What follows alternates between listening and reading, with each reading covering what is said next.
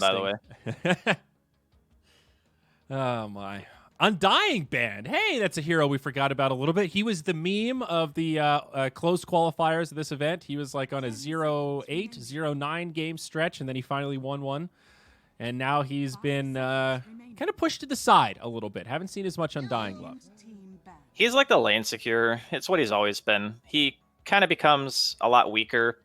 You know, a lot of people joke around. It's like, hey, he's an 8-minute hero. Basically means you get to play the game for 8 minutes, and then after that, you're inconsequential to your team's like victory or whatever. He's felt better than he was, though. At least I've seen some of these games with a position 5 Undying. He has like this ogre effect where he starts dominating before the creeps spawn. You know, like there aren't many 5s that can actually just secure the lane from the very, very first creep spawn. What you do after 8 minutes is still a question mark, but sometimes that can be enough to get your carry started, and then they just never fall behind and take over the game.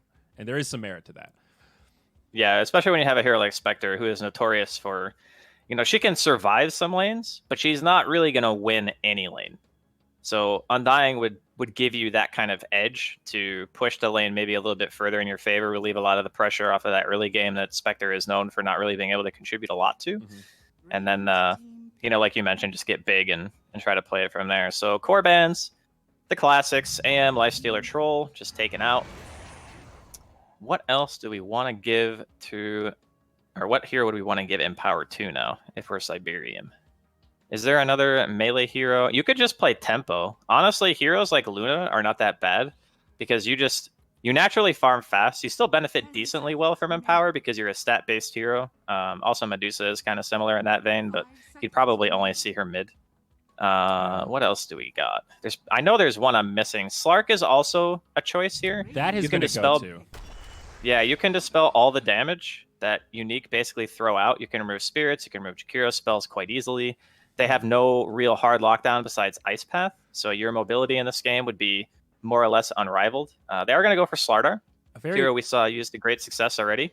Very boomer bust. When he gets the right lane, man, does he look good. Empower can definitely be okay with Magnus. Yeah, and his lane will be pretty easy against Spectre, as we are assuming it's probably going to be some combination of Slardar, Dark Willow, or Slardar, you know, whatever other support they decide to pick up. I like this, though, from Cyberium because okay, so they have a hero that's naturally going to steroid the core.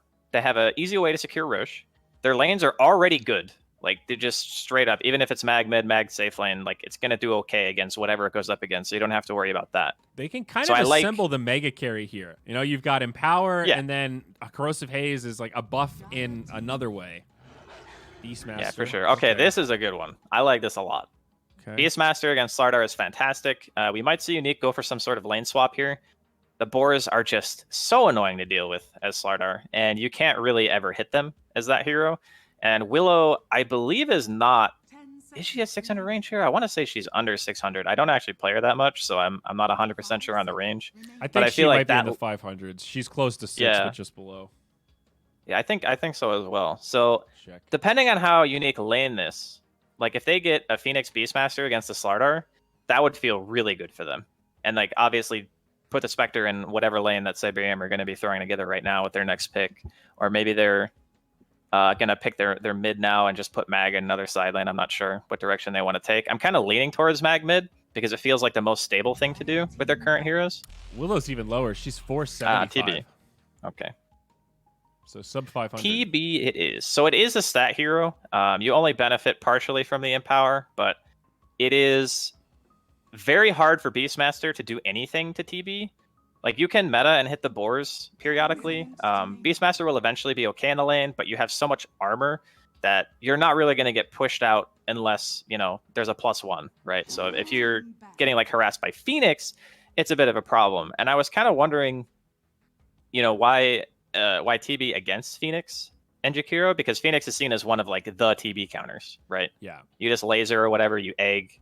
TB doesn't like to buy BKB super early a lot of the time. He wants to buy like his drums, his SNY, stuff like that, maybe Manta. That's true. But I look at this Cyberium lineup and go, holy objectives, Batman. I mean, they can kill Roche in seconds. They can obliterate towers. And like it's a very hard-hitting team. Even Willow as a support, like she's one that has crazy good burst damage. Just needs a little bit of XP, maybe one item, get that Yules, and you're a force to be reckoned with that can set up very nicely for Slardar or Magnus or even TB for that matter. Yeah, the spells on Unique are very scary. Like Roar and Egg, Chikiro spells. There only 2 of the heroes on Cyberium are tanky. Like TB is low HP, Dark Willow is low HP, Mag and Slardar are obviously kind of the beefy boys, but like these spells, not only do they deal damage, but they kind of stop you from autoing, and Cyberium are basically an auto attack lineup, if you think about it. Like all of their heroes do the same thing. They all want to click on you. They use spells, but their spells aren't where their damage comes from. It comes from auto attacking, and I feel like against Chikiro, against Fire Spirits, Boars, all this other stuff, there is the potential that you can kind of get kited and pulled out of position. So they're going to end things up with an Ember Spirit. It will just be the Mag mid, so Mag the Ember. And then for side lanes, you really want the Terrorblade against the Beastmaster if you can. Slardar has a much worse time in that lane, I feel. And TB can just collapse into the jungle if he needs to. He doesn't have to sit in lane forever like a Slardar does. You don't really want to jungle on Slardar. You would just rather be able to bully your lane. Yeah. So I think the lanes are going to mean a lot here for both teams. If Unique get the lanes that they want, they're going to have the Beastmaster against the Slardar lane, and then they're going to have the Spectre against the TB, which should be fine for Spectre, honestly, like outside of meta, I suppose. But yeah, we'll see what happens. Mixed feelings about this last pick Venge, going to be played by Puber here, so obviously a support. It's a TB save. Yes, exactly. That aspect I like. She has some natural synergy with like minus armor stuff. So it's nice that she is complementary to the Willow, where Willow's very aggressive, doesn't really offer any kind of save defensively. So that's good, but I find that this hero is kind of hard to execute with. And I've definitely underestimated it when teams like Nigma or OG pick it up and they make it look really good, like Kuro's Vengeful Spirit is... It just feels like he's always in the right position to save or set up a kill. And when you can do that, the hero looks busted. But can Cyberium Seed do that? We'll see. But there's another aspect to it as well, like just the implications of having the Venge aura with the TB that's already going to be empowered, and like having amp and stuff. There's something to be said for Cyberium's lineup in that you will probably not ever be tanky enough to live if they're just allowed to hit you, right? Like even if you get Lotus, you're just going to get trucked. Like we're talking like 13 bonus agi, you get the bonus attack range as well, like 125 on top of your Metamorph. And if he like decides to go the path of buying Dragonlance, you're basically like a sniper TB. Yeah, at that point. You're sitting really far away from the engagement. You're dealing a ton of damage. You're empowered. Some guys getting hazed or whatever. Totally. And that's going to feel really nice if they can get that kind of, concave on a team fight and stuff. If the TB is allowed to hit stuff this game, it's going to die. Like, just no one is going to live. Yeah. So that's the thing that I'm scared of for Unique. However, their lanes are really strong. They're relatively low cooldown. Like, they have Haunt and they have Egg. Roar is not that long of a CD, I don't believe. What is it like? Yeah, 70 seconds at level 3, 98 level 1. So that's not too bad. So they can pressure even outside of these ults. And like I mentioned, whoever gets the ideal lane setup is going to feel really good about it. Like it doesn't matter which team. Both of them are going to be happy if they can get their side lanes correct. We'll see. Maybe some musical lanes. And been a hot minute since we've seen a game like that. The last couple have been pretty darn static and predictable. So yeah, it looks like it's going to be just the stock standard stuff, nothing too crazy. Cyberium not looking like they're going to swap. They are going to send Vanscore to the rune top. Let's see. Dang. I mean, the Beastmaster Phoenix will eventually push the TB out because like level 3 or 4, when the Fire Spirits start to become really annoying, and then you can't really sustain that kind of damage output, and you are forced to jungle, which for TB is not really like a huge deal. But if it was Slardar against that lane, he would just do nothing. Like you get hit by one boar and your auto attack speed is slowed. You're going to skill level 1 bash a majority of the games.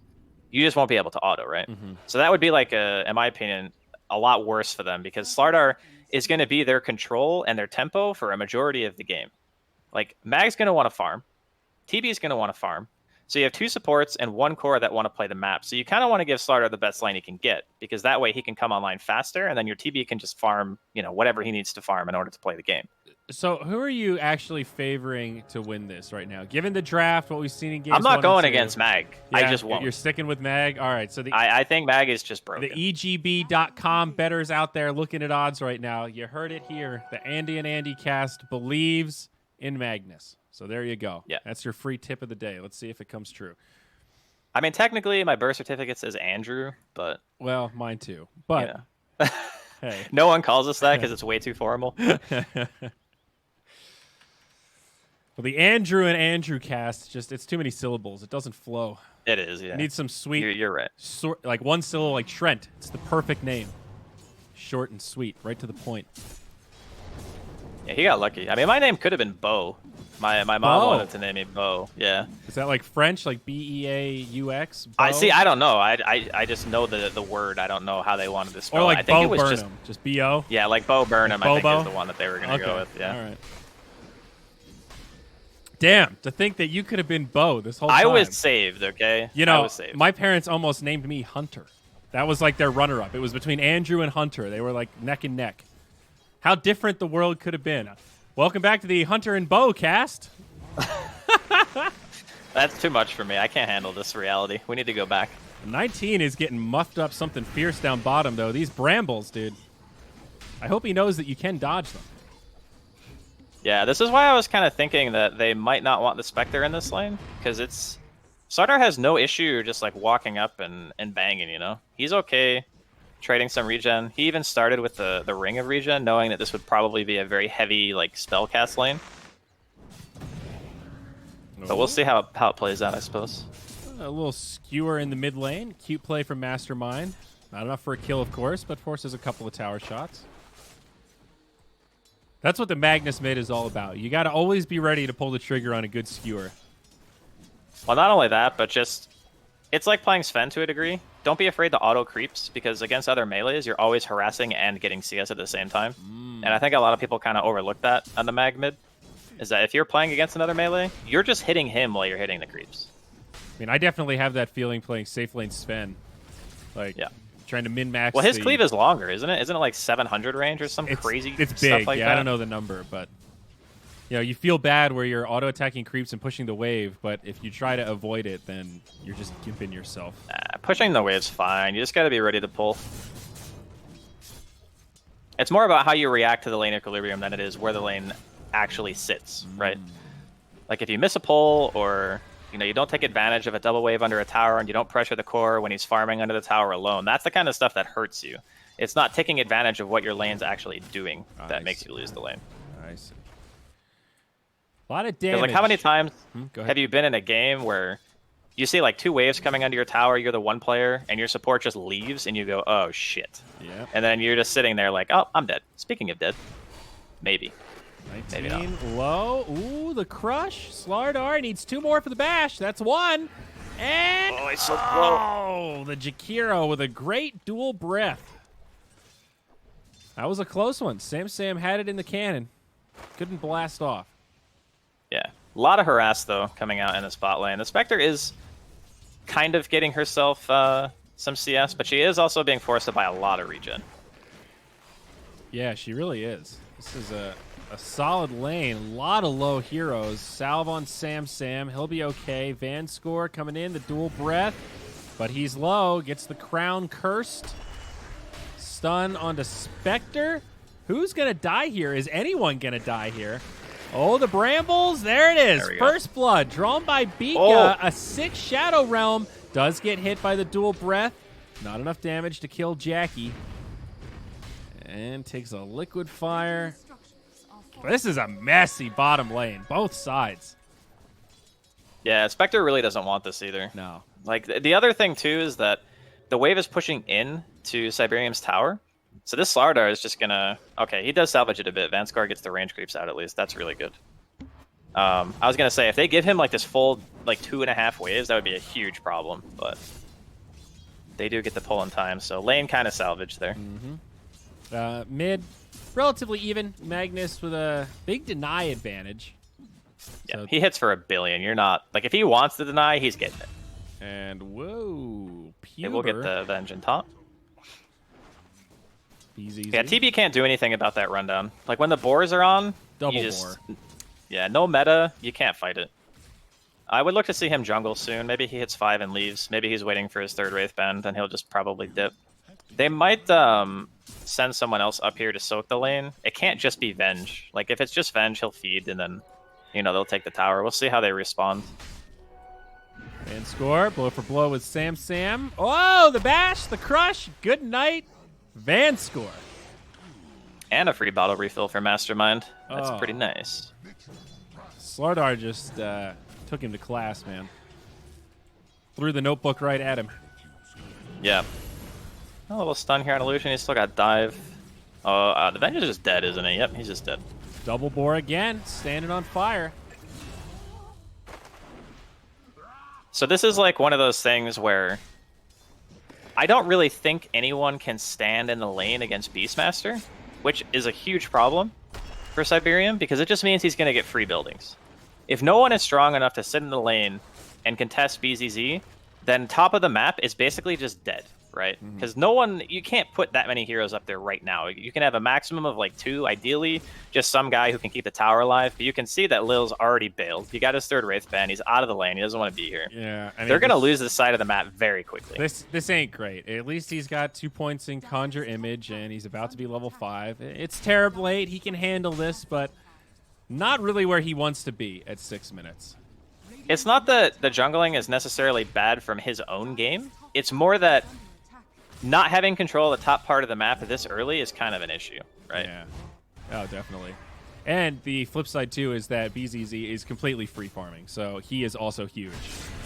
Now down bottom. He's going to be huge. Sam in some trouble. 19, looking to finish off this kill, and he'll find it. Willow with the TP. There's nothing to stop it there. Ice Path is on cooldown. Meanwhile, back up top. Hey, look, it's Puber. He's dead Draskel, again. this is what I was talking about with the Venge. This is what I was worried about, buddy. To be fair, You don't there's do nothing anything. really Venge can... Yeah, there's nothing Venge can do against Beastmaster. Like, if it was another safe laner that could threaten the Beastmaster in terms of kill potential, it might be a different story. Like, if it was a Gyro or, you know, something else that could throw out enough damage to make BZZ scared. But TB outside of meta is not scary. Like, you're just going to walk away. You're going to put a boar on him, and you're just going to be like, see ya. He even gets the little casual D ward there, courtesy of Illusion Sentry that he bought for him. But yeah, this is kind of what I was saying, is if you can't put a hero in the lane against Beastmaster, he's going to take that part of the map. He won't just go to his woods and farm like in a pub game. He's going to take as much as he can get, which is going to be both towers eventually. And he'll probably get this one just uncontested. Like, sure, Bika can stand here, but, like, BZG doesn't really care that much. The drum going to be coming out for 19, the new stock standard for Spectre. You know, I confess, Draskel, I played Spectre yesterday, and I still bought Meteor Hammer first, and it still felt good. So you can't stop me from realizing my dreams. Nah, that's fair, dude. You play however you want to play. I mean, you're not going to be in my game, so I won't have to report you. But hey, man, it's not that bad. It's, you know... Buy drums. Drums. It's just better. Yeah, you're not wrong. That's what my teammates said, too. It's just Actually, better. my teammates were telling me to buy Necro Book. Nah, Necro is definitely not the play. Yeah, not on Spectre, at least. That one, Yeah. I'm not a big, personally, not a big Necro fan. Microing. When it was okay, so first off, let's loosely refer to that as microing. Well, yeah. Because the most you're doing is just moving your necro creeps away so they don't die while you're farming the woods. Yeah. Like, that's basically all you would ever do. But, you know, my logic is why play 3 units when you could just play 1? I mean, that's also fair. I have no issue with that as long as it's not a Meteor Hammer. Hey, we won. Sam. Uh-oh. There you go. He's frozen up. He's on fire. Will they chase him down? The dual breath, and it's not going to be a long chase. He will just burn. That's a lot of Dude, slow. the double slow, yeah, that's nasty. I'm surprised he actually put the second point into Ice Path. I mean, so from a leveling perspective, like going from 1 to 2 is a 50% increase in the effectiveness of the skill because it goes from 1 second to 1.5. And then the third point is just worse because the value for 0.5 goes down based on like the base value of the spell. But dual breath is just linear scaling the whole time, and the slow also goes up. So it's kind of, I don't know. Usually you see like the 3-1-1, but obviously he's owning, so can't harp on it too much. Dual Breath feels good to level for sure. It's such a sick skill. Now we'll see some invasion into the Dire jungle. Magnus does have RP, but there's the haunt from Spectre. Venge is going to flop over. She's only level 4, so no swap to save anyway. They found BZZ on the low ground. Mastermind gets stunned up. Not going to be able to RP. Sam falls. All right, that's 3 dead. This is a pretty disastrous fight for Cyberium. The top lane's just bleeding over into mid now. The Beastmaster has a book 2. He's going to have book 3 within like the next minute. They're stealing the Ancient stack. Lil's meta is going to be down in like 10 to 15 seconds. They can't stay here for too long. They do know that RP is still up and the Slardar and the Mag are going to be respawning, so don't overstay here. You've taken a lot already. You don't need to be this greedy. They do have Egg, though. Maybe they want to rego. I don't know. They're going to heal up on the Ember. You've also got Macro Pyre. Like, I think they could absolutely pop somebody. Lil Pleb still isn't that tanky. They're going to go in onto him. There's the Egg. They want the TB. They burn him down. Sam trying to kill the Egg, but that's not going to work so well. He falls. Puber falls. Bika falls. This is set to be a full 5-man wipe on the side of Cyberium. I just want to apologize to all the bettors who took my advice. I will take full responsibility for your losses here. Damn. I didn't expect it to break open this quickly. I think you're absolutely right about the Beastmaster, though. He's been this linchpin that's just broken it open. Even just having I kind of underestimated him a little bit as well. I didn't think about the fact that no one really on Cyberium can sit in that lane. That is a problem, right? If you can't make a play somewhere else, that's a huge problem. And Mag can't really make plays anywhere else because he doesn't have a Blink Dagger. The Slardar's lane was really rough. He's died a bunch. He even has a Midas queued up right now, which I'm not entirely sure is the item, but we'll see if he actually buys it. This is more of a factor of the Beastmaster just being completely uncontested. Like, level 9, book 3, under 12 minutes. Yeah. This guy is just gigantic. And 405, so he's got a lot of extra gold coming his way. That's going to be the drum on the Spectre. And, whoa, mid lane, what's going on here? Terrorize, off the mark. And now the reinforcements are coming. Unique, are they actually going to try to force this? They're only 3 mid. They actually use the Primal Roar. This is a little ambitious. They might still be able to find a kill. I got the boar. The Bedlam. Uh-oh. Need to be careful of that last will. Never mind. She couldn't kill it if she wanted to. Yeah, not enough in the tank. I definitely underestimated just the amount of slow that they have. You got Dagger, all the Jakiro stuff, the boars, the Icarus dive, and more importantly, the Meteor Hammer is coming out on Phoenix. Now, Draskell, so we got to pause here. I want to say the real merit to the Meteor Hammer on Spectre is the psychological warfare. Have you ever killed the enemy core with a Meteor Hammer with the last blow as a Spectre when you should be auto-attacking? Do you know how bad it feels to be killed by that? I have gotten multiple man Meteor Hammers as a core before and being a Spectre, yes. I tried it like a couple of games, and I was like, oh, okay. I see what it's about, you know. I get it. Now that's the real high. Yeah, but then after that, they buffed drums, and I was like, okay, drums now. I'm chasing the big numbers. Well, anyway, 15-3. Unique dominating. Let's check in on our sideline reporter, Dota Plus. 94-6. Already down to the single digits. Dota Plus does not believe in Cyberium's lineup. Conversely, we do know it loves Spectre, so always take it with a grain of salt there. Nice little dodge there. Yeah. I like having our robotic sideline reporter. It's a nice crutch to lean on. It does really love Spectre, though. Like, yeah, a lot. A lot. And Void. Those like, are it was an abusive relationship, and he's still into her. Yeah. Like, exactly. Just slowly embracing that robots are taking over and will eventually replace us. I'm okay with it. Yeah, just these are the golden years, Draskell. Another few decades, and we'll be kicking back, watching those AI entertainers, Lil Pleb. Man, he died like a creep.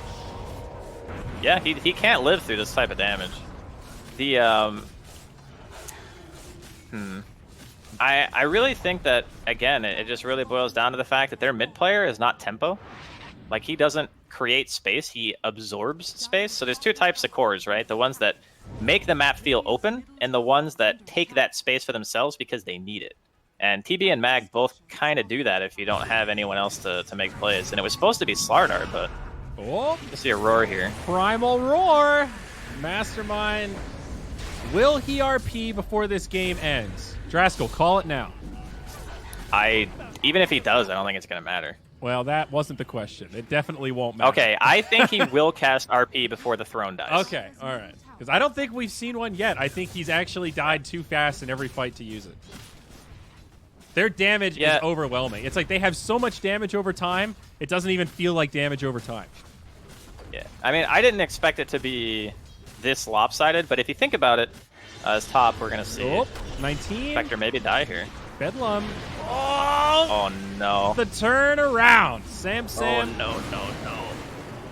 Oh god, they're both dead. The burn. Oh.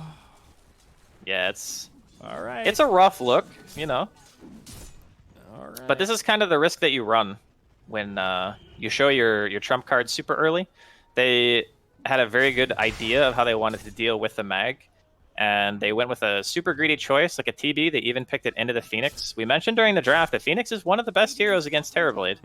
I appreciate the Wii there. That was definitely all you, buddy. But yeah, the TB eventually was pushed out of the lane like we kind of expected. Like the first few levels, he's fine, but after that, the Beastmaster just gets free reign. Over top. I see what you mean. Like the TB has to buy BKB. Like he cannot live without it.